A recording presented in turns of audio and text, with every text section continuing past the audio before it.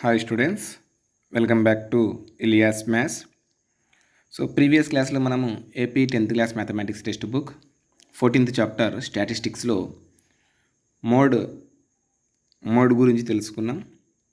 So మోడ్లో ungrouped డేటాని mode ఎలా ఫైండ్ అవుట్ చేయాలో తెలుసుకున్నాం. సో ఇప్పుడు మోడ్ని అంటే గ్రూప్డ్ డేటా ఇచ్చినప్పుడు మోడ్ని ఎలా కనుక్కోవాలి అనేది తెలుసుకుందాం ఇప్పుడు. So mode formula for grouped data. So మోడ్కి ఫార్ములా ఉంది అండి గ్రూప్డ్ డేటాకి. సో అది ఏందో చూద్దాం. Mode equal to l small l plus of f1 minus f0 upon 2f1 minus f0 minus f2 into h అనేది మోడ్కి ఫార్ములా గ్రూప్డ్ డేటాకి. వెరీ ఇంపార్టెంట్ అండి. మోడ్కి ఫార్ములా ఏంటిదంటే గ్రూప్డ్ డేటాలో l plus of f1 minus f0 upon 2f1 minus f0 minus f2 into h. So L plus f1 minus f0 upon 2f1 minus f0 minus f2 into h.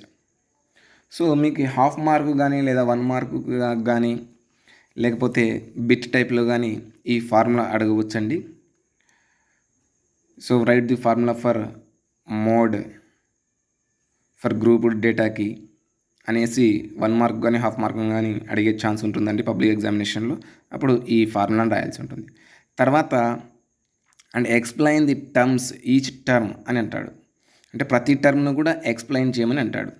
So అంటే L అంటే ఏంటిది, f1 అంటే ఏంటిది, f0 అంటే ఏంటిది, 2f1 H అంటే ఏంటిది, అంటే వీటన్నింటినీ కూడా ఎక్స్ప్లెనేషన్తో కూడా రాయాలండి ఫార్ములాకి.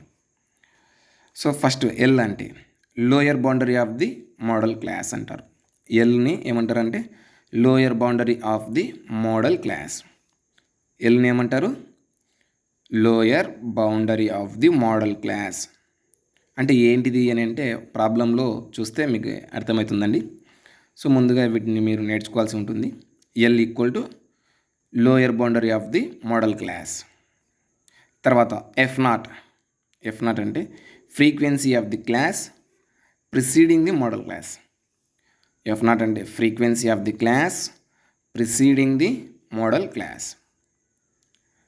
ప్రిసీడింగ్ అంటే ఫ్రీక్వెన్సీ ఆఫ్ ది క్లాస్కి ప్రిసీడింగ్ అంటే ప్రిసీడింగ్ మీన్స్ దాని పక్కన ఉండేది, లెఫ్ట్ సైడ్ ఉండేది ప్రిసీడింగ్ అని అంటే. f1 means frequency of the modal class. f1 అనేది frequency of the modal class. అంటే ఈ f1కి పక్కన ఉండేది, లెఫ్ట్ సైడ్ ఉండేది, ప్రిసీడింగ్ లెఫ్ట్ సైడ్ ఉండేది. ఈ f1కి లెఫ్ట్ సైడ్ ఉండేది ఏమవుతుందని అంటే f0 అవుతుంది. తర్వాత f2 frequency of the class succeeding the modal class. అంటే ఈ f1కి రైట్ సైడ్ ఉండేది అంటే ఫ్రీక్వెన్సీ ఆఫ్ ది మోడల్ క్లాస్కి రైట్ సైడ్ ఉండేది f2 అవుతుంది. సక్సీడింగ్ ఇదండి. Next H means size of the modal class. Modal class యొక్క సైజ్ అనేది హెచ్ అవుతుంది. ఓకేనా స్టూడెంట్స్, అర్థమైందా ఇది ఫార్ములా? ఎస్. సో ఇప్పుడు మనము ఒక ఎగ్జాంపుల్ ప్రాబ్లంలోకి వెళ్దాం స్టూడెంట్స్. ఓకేనా? సో ఆ ఎగ్జాంపుల్ ప్రాబ్లం నేను టెక్స్ట్ బుక్లోనే మీకు ఎక్స్ప్లెనేషన్ చేస్తాను. ఓకేనా? ఎస్. సో ఇక్కడ AP 10th class mathematics textbook statistics chapter 14th chapter page number 335లో ఎగ్జాంపుల్ 5. సో ఎగ్జాంపుల్ 5 నోట్ చేసుకోండి students. A survey conducted on 20 households in a locality by a group of students resulted in the following frequency table for the number of family members in household. Find the mode అని అన్నాడు. సరే, ఒక survey చేస్తున్నారు 20 house holds అంటే 20 కుటుంబాలను, అంటే లోకల్గా 20 కుటుంబాలని సర్వే చేస్తున్నారు. By a group of students result అంటే వాళ్ళ స్టూడెంట్స్ యొక్క రిజల్ట్ని బట్టి వాళ్ళు సర్వే చేస్తున్నారు. ఇక్కడ కింద మనకు ఫ్రీక్వెన్సీ డిస్ట్రిబ్యూషన్ టేబుల్ ఇచ్చాడు, ఫ్యామిలీ సైజ్ ఇచ్చాడు. సో 1 నుంచి 3 వరకు నెంబర్ ఆఫ్ ఫ్యామిలీస్ ఎన్ని ఉన్నాయంటే 7 మెంబర్స్ ఉన్నారు. 3 నుంచి 5 ఫ్యామిలీ సైజెస్ అంటే స్టూడెంట్స్ 8 ఫ్యామిలీస్ ఉన్నాయి. 5 to 7 2 ఫ్యామిలీస్ ఉన్నాయి. 7 to 9 2 ఫ్యామిలీస్ ఉన్నాయి. 9 to 11 1 ఫ్యామిలీ ఉంది. మరి ఇక్కడ మోడ్ ఏంటిది అని అంటే మోస్ట్లీ ఫ్రీక్వెంట్లీ కదా సార్ మీరు చెప్పినది. ఇక్కడ 2 అనేది ఫ్రీక్వెన్సీస్ 2 టైమ్స్ వచ్చాయి. సో ఇక్కడ మోడ్ అనేది 2A అవుతుంది అని మీరు అనుకుంటారు. కాదు అండి. సో మనం ఇది గ్రూప్ డేటా, ఈ గ్రూప్ డేటాకి ఫార్ములా ప్రకారం వెళ్ళాలి మనం. ఓకేనా స్టూడెంట్స్? సో ఫస్ట్ ఇక్కడ మీరు అబ్జర్వ్ చేసినట్లయితే ఫ్రీక్వెన్సీస్ని అబ్జర్వ్. ఇక్కడ మళ్ళీ మనం సపరేట్ టేబుల్ అంటూ వేయాల్సిన ఏం పని లేదండి. సో ఇక్కడే దీనిలోనే చెప్పవచ్చు. సో ఫస్ట్ ఇక్కడ మీరు అబ్జర్వ్ చేసినట్లయితే ఫ్రీక్వెన్సీస్ కింద ఉన్నాయి కదండి, ఇవి ఫ్రీక్వెన్సీస్, ఇవి క్లాస్ ఆఫ్ ఇంటర్వెల్స్. సో ఈ ఫ్రీక్వెన్సీస్లో మ్యాక్సిమం ఫ్రీక్వెన్సీ ఏంటిది అని అంటే, మ్యాక్సిమం ఫ్రీక్వెన్సీ అంటే ఎక్కువ సార్లు వచ్చినది కాదండి. సో హైయెస్ట్ ఫ్రీక్వెన్సీ అంటే ఎక్కువగా వీటన్నింటికంటే ఇక్కడ ఫ్రీక్వెన్సీస్ 7, 8, 2, 2, 1 ఉంది. ఇక్కడ వీటన్నిటిలో అన్నిటికంటే పెద్ద ఫ్రీక్వెన్సీ, అన్నిటికంటే పెద్ద నెంబర్, బిగ్గెస్ట్ నెంబర్ ఏదండి దీనిలో? 7, 8, 2, 1. సో ఆబ్వియస్లీ మనం వెంటనే చెప్పగలుగుతాం ఏంటిది అంటే 8 అనేది మ్యాక్సిమం ఫ్రీక్వెన్సీ అవుతుంది. 8 అనేది మ్యాక్సిమం ఫ్రీక్వెన్సీ. సో దీన్ని మనం ఏమంటామనంటే frequency of the modal class అని అంటాం. అంటే ఈ 8ని మనం ఏమనొచ్చు? Frequency of the modal class. దీని దగ్గర F1 అని రాయాలి. అంటే table distribution, frequency distribution table మీరు డ్రా చేయాలి. డ్రా చేసి అంటే ఎలా రాయాలనేది దీనికి ఆన్సర్ నేను నోట్బుక్లో ఎంటర్ చేసి రాస్తాను స్టూడెంట్స్, ఎలా రాయాలనేది. ఓకేనా? ఓకే. సో ఈ విధంగా ఉంది క్వశ్చన్. సో ఈ క్వశ్చన్కి ఆన్సర్ రాస్తున్నాను స్టూడెంట్స్. ఈ విధంగా రాయాలి మీరు ఆన్సర్లో. So question as it is frequency table కూడా ఎంటర్ చేసుకునే ఉండాలి. ఆన్సర్లో ఈ విధంగా రాయాలి మీరు. సో ఇక్కడ frequency of the modal class అంటే మ్యాక్సిమం దీనిలో అన్నింటికంటే పెద్ద వాల్యూ ఏంటిది? 8 అనేది పెద్ద value.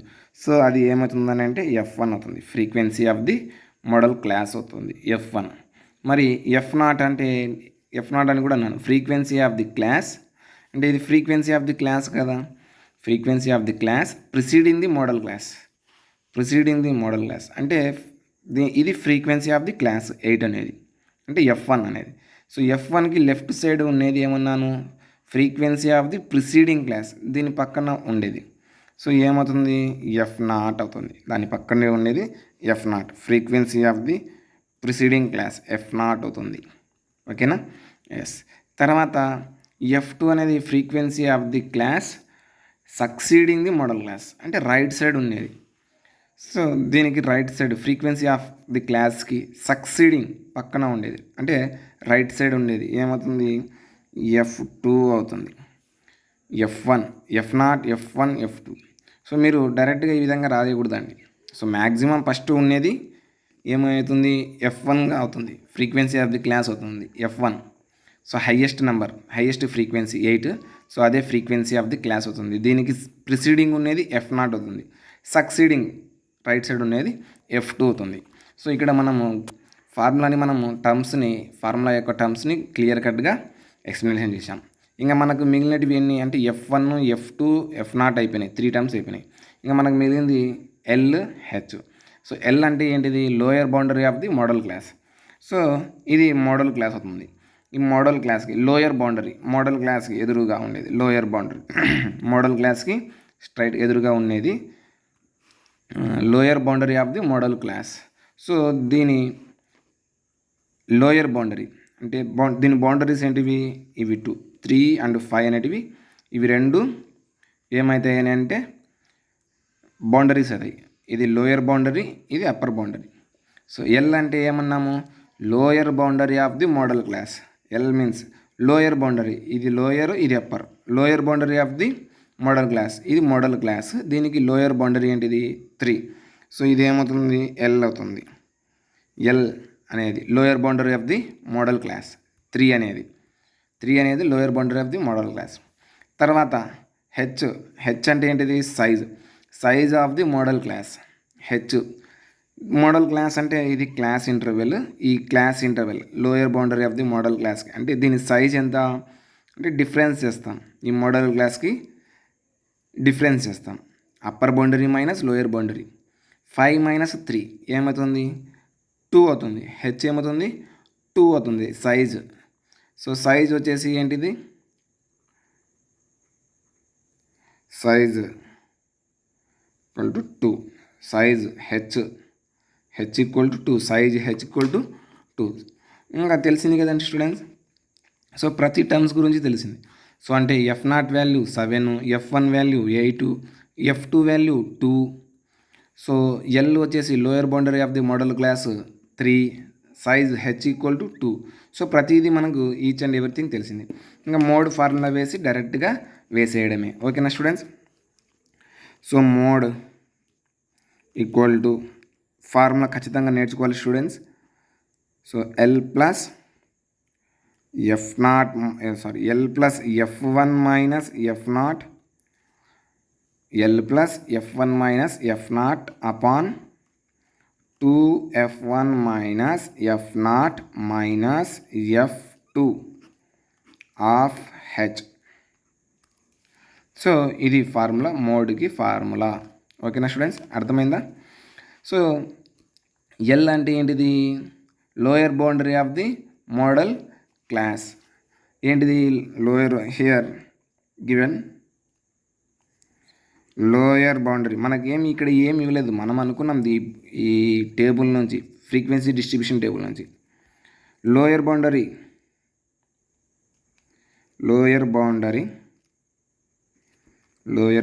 Of the modal class L equal to lower boundary ఏంటిది ఇక్కడ? 3 అనేది. F0 frequency of the class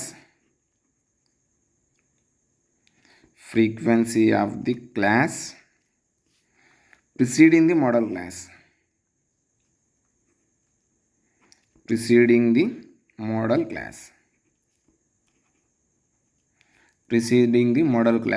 F0 equal to, so model క్లాస్కి ప్రిసీడింగ్ ఉన్నది ఏమవుతుంది? F0. ఆ F0 ఏంటిది? వాల్యూ 7. తర్వాత F0 తర్వాత F1 frequency of the modal class.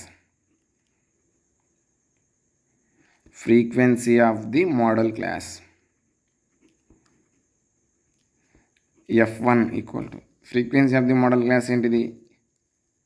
8. తర్వాత F2 frequency of the class succeeding the modal class.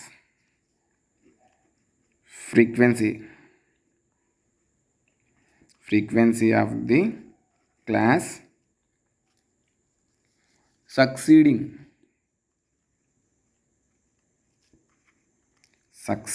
The modal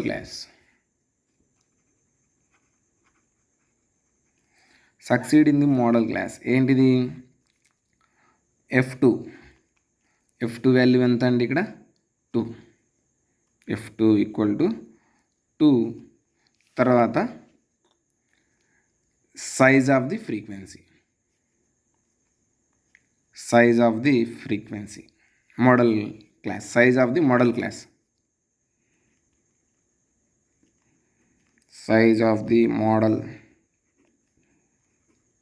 class H equal to, so model క్లాస్కి size ఎంత అండి? 3కి 5కి డిఫరెన్స్ ఇస్తే 2. సో హెచ్ ఈక్వల్ టు 2 అంతే ఇంకా. సో ఈ వాల్యూస్ని మనము దీనిలో సబ్స్టిట్యూట్ చేయడమే. So that equal to L value ఎంత అండి? 3. L value 3 plus F1 value 8 minus F0 value 7 upon 2 into F1. So 2 into F1 ఎంత అండి? 8. 2 ఇంటూ F1 మైనస్ F0 అంటే 7 minus F2 value 2 into H class size 2. So దీన్ని simplify చేసేస్తే answer వచ్చేస్తుంది. So this equal to 3 plus 8 minus 7 1 1 by 2 8 ja 16 2 8 ja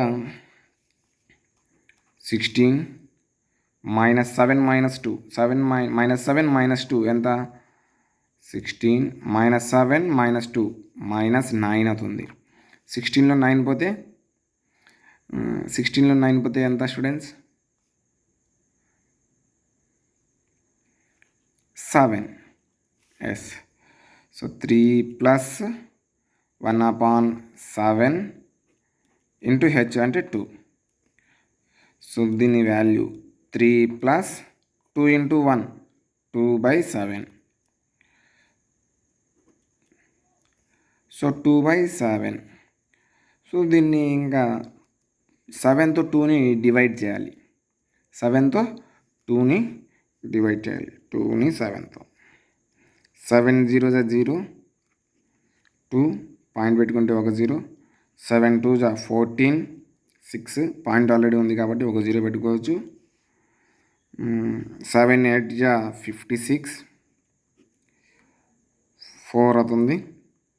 point already ఉంది కాబట్టి ఒక 0 పెట్టుకోవచ్చు. 7 5 35 5 0 7 7 49 1. సో ఈ విధంగా డివైడ్ చేసుకుంటా పోతే ఈ విధంగా వస్తుంది. అంటే మనం పాయింట్ తర్వాత 2 డెసిమల్స్ కానీ లేకపోతే 3 డెసిమల్స్ కానీ వేసుకుందాం. సో పాయింట్ తర్వాత 4 డెసిమల్స్ వేసేస్తాను నేను. So 3 plus